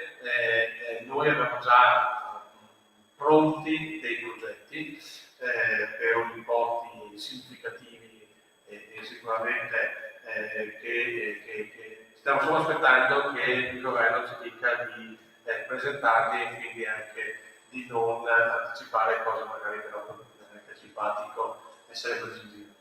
Però quello che è la mia aspettativa è che abbiamo presentato un progetto che deriva dal nostro Nicolas, perché coniuga forestazione e tutela ambientale e quindi garantire risorse idriche di migliore qualità con l'utilizzo di strutture forestali. Spero di riuscire a realizzare questi due progetti che avevi già sviluppato molti anni fa.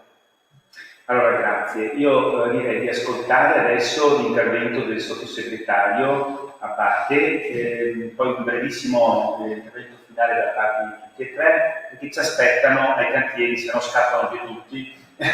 Allora, dobbiamo muoverci verso i cantieri. Grazie per l'intervento di da parte.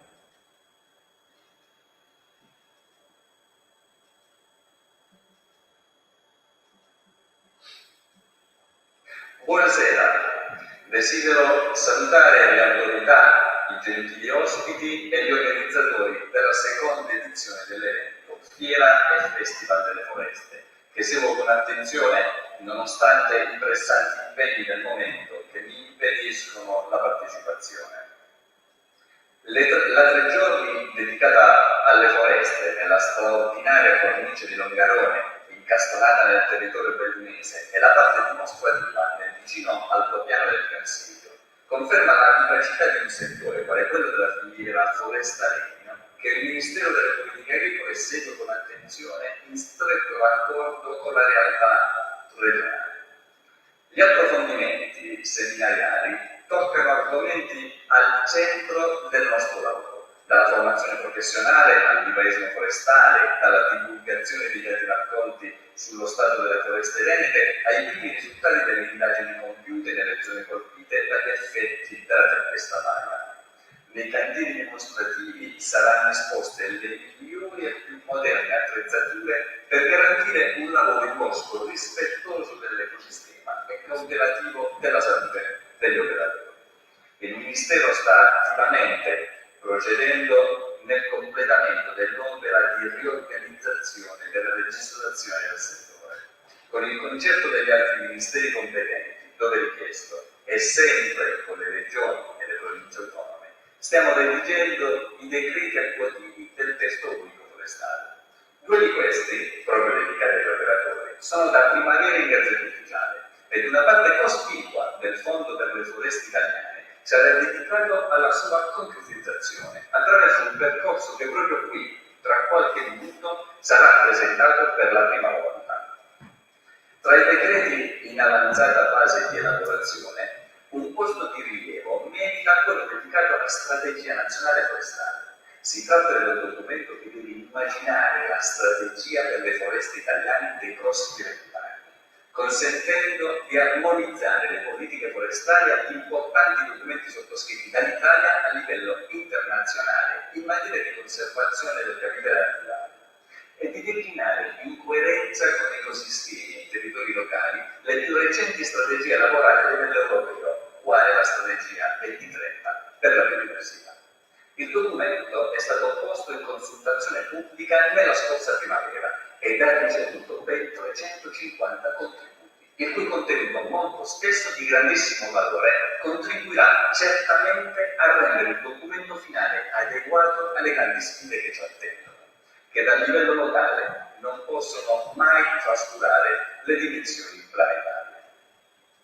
Siamo convinti che il settore forestale può offrire, nel pieno rispetto dei valori naturalistici, opportunità di un'economia sostenibile per le aree collinari e montagne italiane, realmente capaci di creare un lavoro duraturo e qualificante, in una filiera prestigiosa e da tempo capace di raggiungere le più alte vette europee nella circolarità dei prodotti, secondo i principi dell'uso a cascata delle risorse forestali. Occasioni come questa, offerta dalla Fiera al Festival delle Foreste, rappresentano momenti fondamentali per delineare la via italiana agli ulivi, che potrà non vedere protagoniste le colline e le montagne italiane. Vi auguro buon proseguo e rinnovo la mia massima disponibilità ad ascoltare e sostenere ogni iniziativa degna di supportare e incentivare lo sviluppo del settore. A presto! Allora, bene, noi siamo in contatto costante con il Dipartimento del Sottosegretario Abate per via appunto del fatto che noi vogliamo questa fiera come esempio non solo regionale ma esempio nazionale, e abbiamo l'ambizione anche, e qui c'è ancora la dottoressa Vitale, no, è andata via la dottoressa, l'ambizione più grande è quella, visto che si parla di piano strategico per le foreste a livello europeo, sentiamo a livello nazionale, ovviamente saranno coordinati come si auspica, ovviamente tutto questo induce a una brevissima riflessione su come anche a livello locale noi possiamo meglio coordinarci con queste decisioni che vengono prese a livello nazionale ed europeo. Ecco, sul livello europeo io credo che tutti noi dovremmo partecipare alla consultazione europea di cui parlava Ramon poco fa, perché queste consultazioni, che sono online, che sono pubbliche, sono molto utili per tutti gli addetti ai lavori. Ecco, quindi se vogliamo terminare con questa una breve battuta per poter trovare un po' sintesi anche delle posizioni locali con la agricoltura, con la fiera e con le regioni, una breve battuta su questo e dopo andiamo ai cantieri. Grazie, si vuole cominciare. C'è anche Laura Ambrosino ancora, ecco, quindi magari se Laura attende sentiamo loro tre velocissimamente perché dobbiamo scappare via. Un saluto poi di sintesi finale da parte della Commissione Europea. Grazie. Okay. Sì, solo brevemente, certamente il dialogo con le strutture nazionali europee va fatto, le regioni peraltro partecipano ai tavoli nazionali anche nella stesura di questi documenti. Non vorrei usare una parola troppo forte, non è che non va tutto bene, nel senso che ci sono alcuni elementi che anche la legge forestale nazionale, nonostante il lavoro e l'impegno di tutti, non ha ancora raggiunto. Noi abbiamo ancora grosse differenze per quanto riguarda le norme di gestione, i vincoli a cui dobbiamo sottostare, che sono ben diversi tra Stati membri, diciamo, dell'Unione Europea. Quindi, attenzione, quello che è stato fatto è un frutto di un lavoro prezioso, ma non siamo arrivati.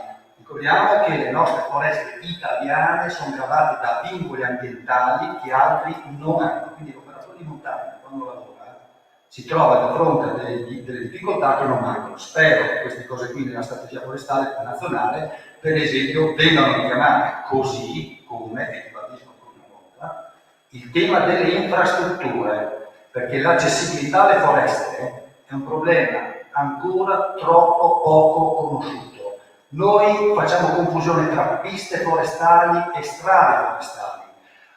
Sentiamo dire abbiamo già fatto tante piste, convinto. Come sono? Pendenti? Quindi quella lì inutilizzabile.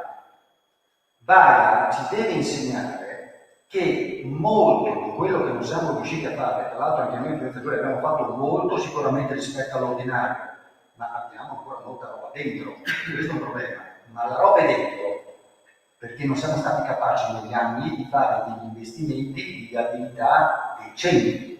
Io oggi posso andare con dei mezzi, certo la produttività che hanno certe macchine sicuramente assolve certe inefficienze, ma non è quello il punto. E poi la viabilità serve non soltanto per rendere efficiente un processo di utilizzazione forestale, ma serve per rendere accessibile le foreste per fare il turismo lento, andare con le biciclette nelle zone di fondovalle per consentire alla gente anziana o con le diverse disabilità di poter accedere a queste foreste. Quindi attenzione, lo dico che chiudo per non dilungarmi troppo, ma è fondamentale perché mi accorgo sull'altro, come dire, di mezza nazionalità austriaca e quindi conosco molto bene la realtà slovena e austriaca.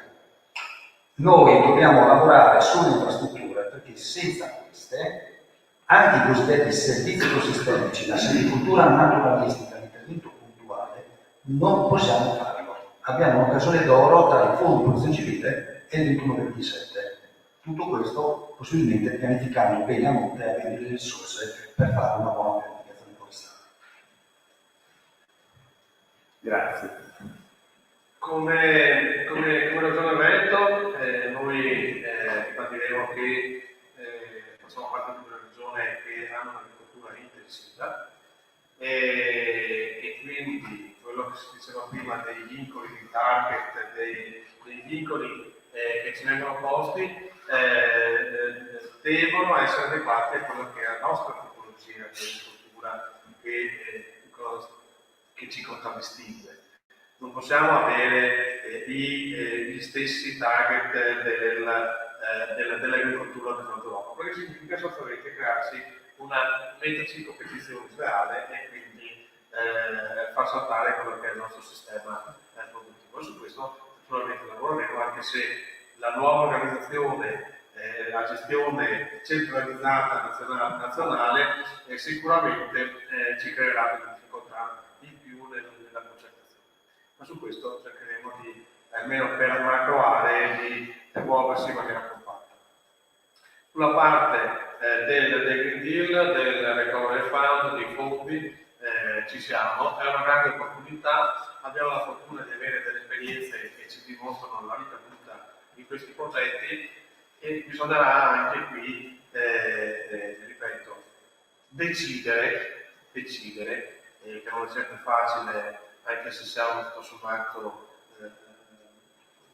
più vicino ai tedeschi e agli austriaci che non ai livelli del Mediterraneo, però ripeto, anche noi come Veneto dovremo far salvo alcune situazioni, alcuni particolarismi per vedere l'interesse comune della nostra comunità intera che è il Veneto. Quindi la sfida è importante e bisognerà sostanzialmente essere convinti di dove vogliamo andare.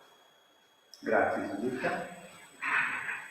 Io porto solo una battuta, questa volta adesso ho proprio il berretto di Veneto Agricoltura in testa, noi abbiamo l'incarico dalla Regione di gestire questi circa 15.000 ettari di foreste demaniali, sono neanche il 4% della superficie forestale della nostra regione, però sono foreste come il Cansiglio, quindi sono di fatto dei laboratori a cielo aperto che possiamo utilizzare. Ecco, l'idea è proprio quella di continuare a usarli come stiamo facendo anche in questo caso, dando appoggio a questa iniziativa partita da Longarone Fiere, di dimostrare in questa foresta, qui fra l'altro con il mio collega che ne ha la responsabilità, Massimiliano Contadile, ecco, la nostra intenzione è quella sempre di più di passare da una gestione fine a se stessa, che abbiamo sempre attuato, mi pare, in modo decoroso, a farne una vetrina di quell'innovazione che vorremmo vedere. Quindi mostrare come per esempio che la sfida di poter continuare a gestire in modo produttivo le foreste,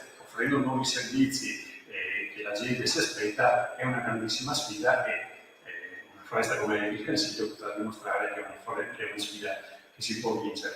Il modo di rendere conto di questo è il festival, la fiera, e difatti l'anno prossimo, come ha detto anche Gianandro prima, siamo tutti pronti a venire qui in grande spolvero, sperando che appunto nuove disgrazie non ci saltino addosso. Insomma, dopo 2 anni ci sembra di aver dato abbastanza alla sfortuna, e quindi speriamo che la prossima volta la fortuna ci arriverà. Grazie, allora io vi comunico solo che l'anno prossimo, se non ci saranno problemi, avevamo già avviato purtroppo prima di Covid i contatti con Slovenia, Austria e se non sbaglio anche con la Croazia, anche su invito del Ministero, per rendere la fiera più internazionale oltre che europea possibile, e quindi speriamo appunto che non ci blocchi di nuovo l'emergenza sanitaria. Adesso chi vuole andiamo. Saluto Laura Brasino. Ah, diamo la parola a Laura. Sì, Laura, scusa, la fuga del cantiere, perdono. Ecco, prego Laura. Tutto bene, va tutto bene. Spero che mi sentiate questa volta. Meglio del primo intervento. Io quello che vorrei ricordare è che esistono numerose situazioni nelle quali ci sono scambi tra Bruxelles e l'Italia.